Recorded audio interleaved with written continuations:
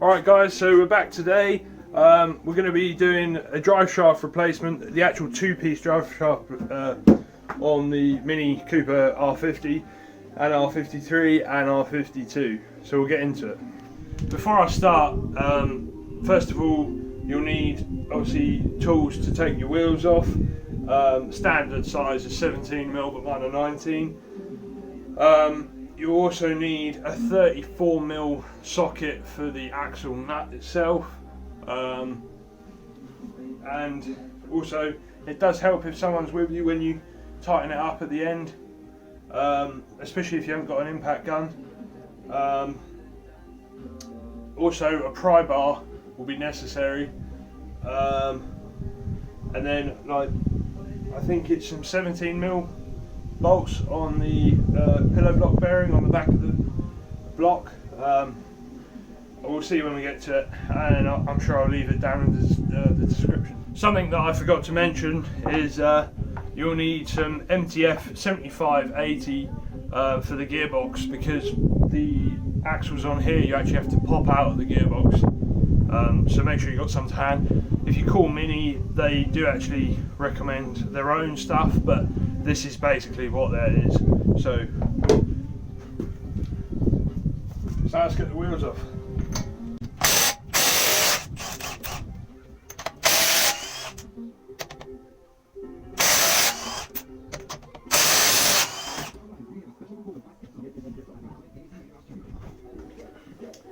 Alright, so once you've got the wheel off, you want to loosen up the axle nut here.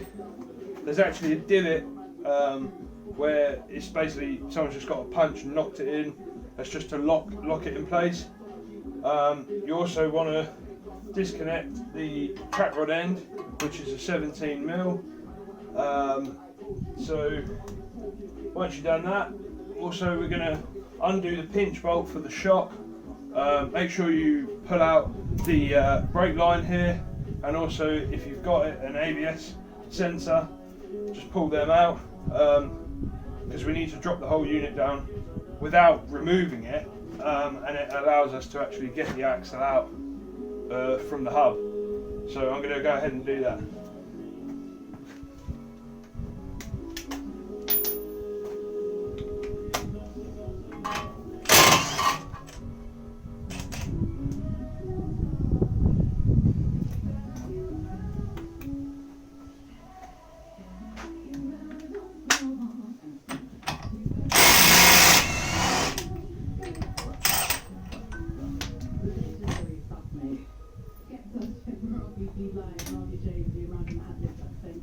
I like to use a punch to remove the track rod end, because there's actually an Allen head slot in the top of the bolt. If you just get that, stick that in the hole, give it a few taps, comes out just like that. What I'm going to do is just place the nut on there just so I don't lose it. And then next is the pinch bolt, which is an 18mm. Just get that.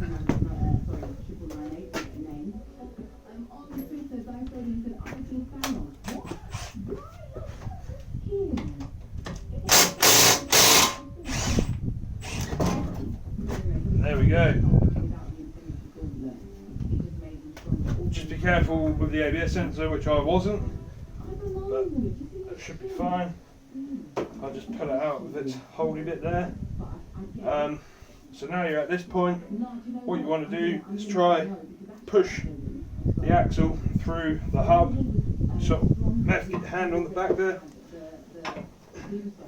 wiggle it out. What I find is you have to bring it on such an angle to remove the axle.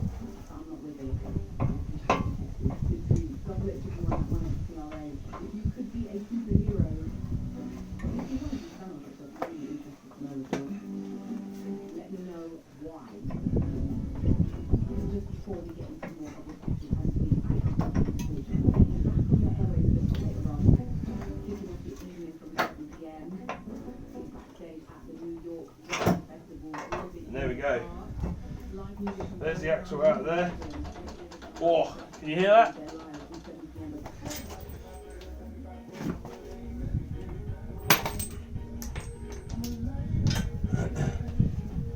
So once you're at this point, the next step would be to you need to undo the pillow block mounts, which are down the back of the engine down there. They look like 16 mils. Let's have a look.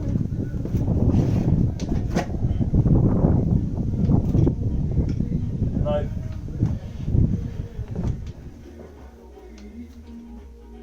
There we go, so they're 13 mil.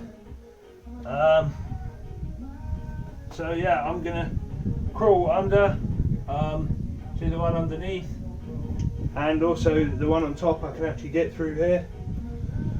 So I'm going to do that and then I'll be back with you. Right, so next bit is we're going to go under the car and basically we're going to try pry out the end of the axle that goes into the gearbox. Pry bar obviously would be best. So yeah, just use whatever you have. You need just something thin that you can pop in behind. You need to be careful not to damage the seal on the gearbox. Otherwise obviously, yeah, they'll have to be replaced. It's just like a snap ring in there, so it shouldn't take too much just to pop it out. So I'm going to do that. Okay, so I've got the drive shaft out. It's pretty bad, to be honest. Look, if I show you here, this is the bearing for the piece that mounts against the block, for the two-piece. Look at the play in that. That is incredible. So yeah, that's obviously what we'll be fixing. It actually has a circlip, you can see there and there. So you need actually internal sort of circlips to pull that in. I actually don't have any here with me at the moment, so I'm going to try a different method using a punch and a couple other bits. So I'm going to try to do that now. Alright guys, so I removed that bracket off the bearing. It wasn't too bad. You just remove the circlip and then get some heat on it. If you just got sort of any sort of flame sort of torch, gas torch, yeah, and then sort of tap it off slowly. Try not to damage it. I used a block of wood, which actually works quite well. And then I cleaned it up on the inside with a wire brush, and then so now I have begun to fit it to the new one. Here's the new drive shaft. So what I've done is just literally slide it on, make sure it's square to the bearing. What you want to be careful with, if you hammer that on, sort of just sitting on there like that, you can actually damage the bearing before you've even installed it on the vehicle. So you want to support the center of the bearing as you tap that on. I just put a block of wood in there. It was alright. It's not the best way to do it. The better way would be to remove the bearing, press the piece on, and then press the bearing back onto the shaft. But like I said before, I don't actually have a press. So this has worked well. I'm happy with it. It feels good. There's no play in it. It's a bit tight, but that is what it is when it's brand new. As soon as it's got a few miles on it, it'll be worn in. So just don't forget, look, I've got the circlip there. Just need to stick that back on. To get the, I forgot to say actually, to get the bracket off, you just have to remove the sort of dust shield as such that goes into the gearbox. So yeah, remove that and then put the new piece back on and then put that back on. So yeah, now I'm going to go to install it back in the car. Alright, so now I've got the drive shaft ready to go back in. So I'm just going to thread it in through the wheel arch. Sort of takes a little bit of manoeuvring about, but it will go in. Be careful not to tangle up any wires in the back.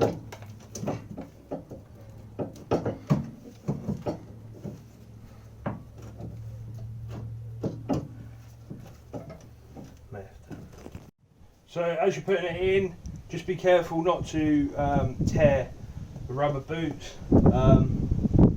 Obviously there's some rusty components usually in these cars. So yeah, now I'm going to go underneath and I'm going to just slot the end into the gearbox, and then what I'm going to do is put the 3 bolts in, and then I'll see you then. Alright, so now I connected up the inner mount on the drive shaft. I've slid it back in, and I've put the hub nut on here. I'm now just jacking up the bottom of the hub, and so I could get it onto the shock. I've just put the pinch bolt through, just need to tighten it all up, and then tighten up the outer track rod, so you can just put that on, do that up.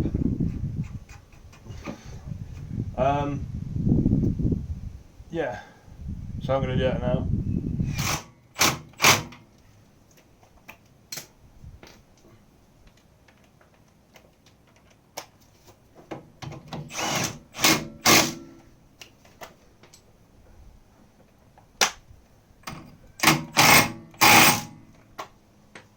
Cool. Get yourself a torque wrench, and the outer track rod is 51 newton meters. So if you just torque that up, just like that, and then the pinch bolt on the suspension back here is 81. So you want to set that 81.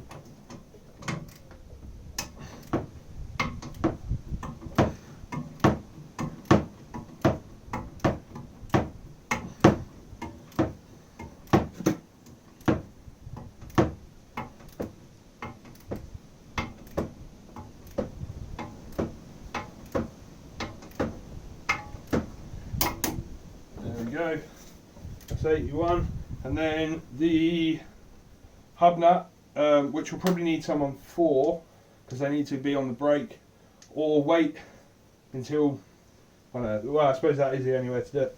So yeah, that is 182 newton meters, so I'm going to do that now.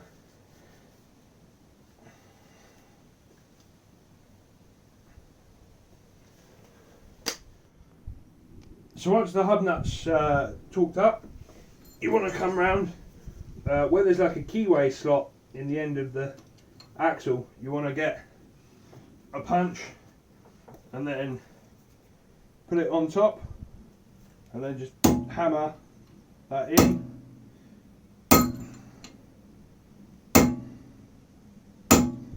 There we go. And basically all that is just sort of like a safety so that the nut doesn't start to back off, which does happen in some cases. So that is basically the whole installation. Obviously you just got to stick your wheel back on, put them on. Wheel nuts are done up to 110 newton meters, and then yeah, go ahead. Right, so obviously once you've done all of that, you want to then take out the top plug on the gearbox. You need something like this to fill the gearbox, and basically you want to fill it until it's actually pouring out of that top fill hole. Make sure you don't undo the bottom one, because some people do that. Yeah, so that's what I'm going to do. If you like this video, like, comment and subscribe, and I will see you in the next one. If you've got any suggestions of what you want me to do, just fire them down in the comments, and yeah, I'll see you next time.